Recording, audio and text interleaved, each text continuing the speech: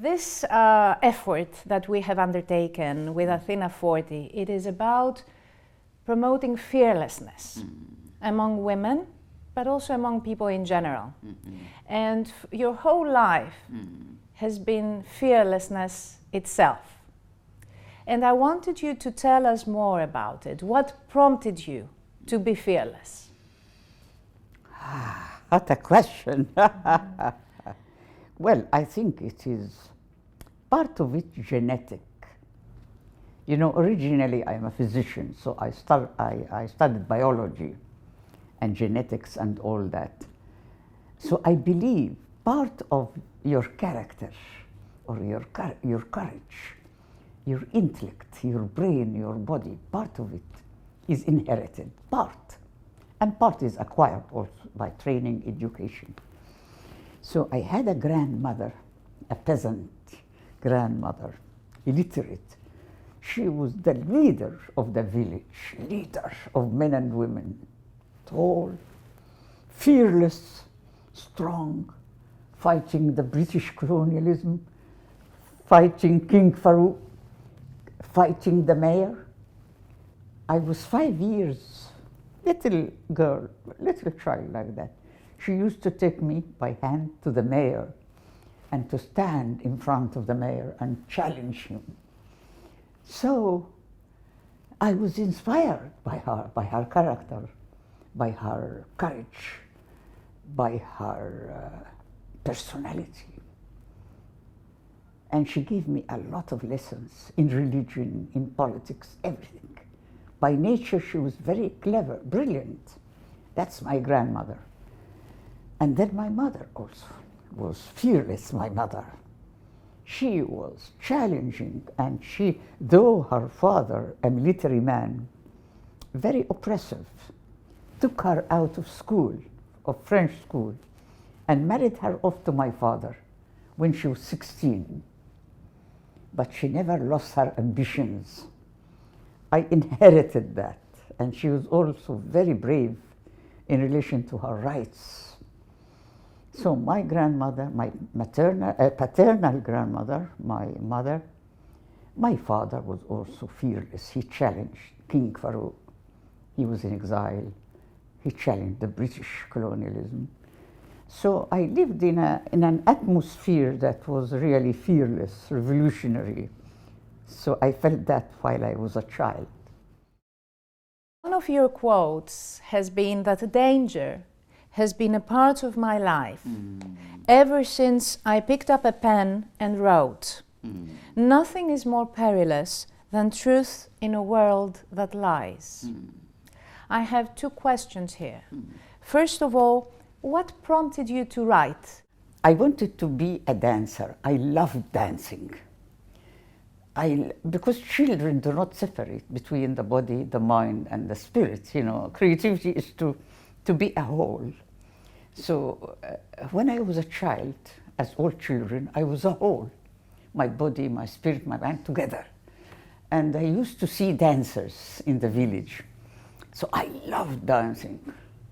And I wanted to be a dancer. But my parents, though relatively liberal, they were inhibited by the society, and dancing was a taboo, especially for a woman. So this was omitted, no dancing. I wanted to play music. And my teacher in primary school, I was in a British school in the village, in Munoof, colonial school. And the teacher loved my playing the piano. And she told me, Nawal, I was a little girl.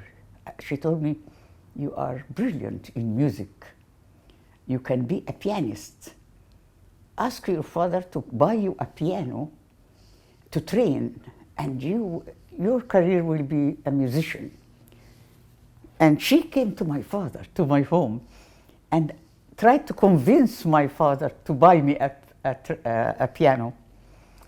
But he couldn't, economically. So he told her, I don't have the money. So this was omitted. I couldn't be a musician. So I was left with the paper and pen, the cheapest. Anybody can find the paper and pen. So I started to write, because creativity, you do not separate between dancing, music, writing, painting. It's all one. It's expression of the self. So I kept a diary when I was a child. So that's how I started writing. The second question related to the quote, your quote, about writing about truth in a world that lies. Yes. You are surrounded. When I was born, a girl, I was surrounded by lies. And subtle lies, postmodern lies, because at the beginning, when I was a child, lies were very crude, very visible. When I grow up, the more I grow up, the more I travel. I was in exile. I lived 20 years in exile in the US, in the United States, and in other places. Lies are becoming subtle, subtle and subtle. You cannot discover. There is a whole technology of deception and spying. You know, the capitalist world, capitalism and imperialism cannot survive without lies. You cannot exploit anybody, a woman or a man or a child, unless you lie to them and deceive them. Because without deception, you cannot exploit them. And you deceive women by what? You tell her, oh, you will go to hell. If you disobey God, you will burn. They told me when I was a child, you will be burnt in hell, fire, because you disobey God. This is a deception. I wonder how we can promote more women, and that is the reason why we launched Athena40, who are powerful because of the power of their minds. And this way they can break, you know, established, outdated systems. A good question. How can we create this awareness, this mind? How we change the mindset of women and men? This is the role of writers and creative people. This is the role of creativity. It's very important to bring this new knowledge.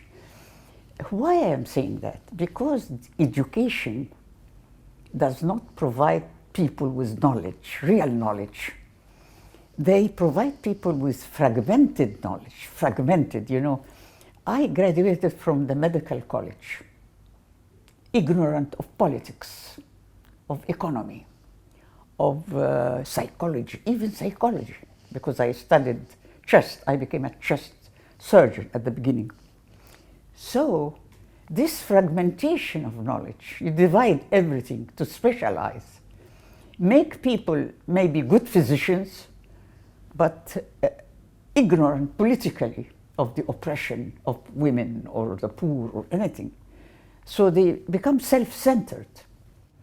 But we need, as you say, to change the mind, powerful mind, a new mind that is aware of the real causes of oppression for women and the poor and the blacks, and to understand what's this religion, what is this religious fundamentalist movement all over the world, what's that?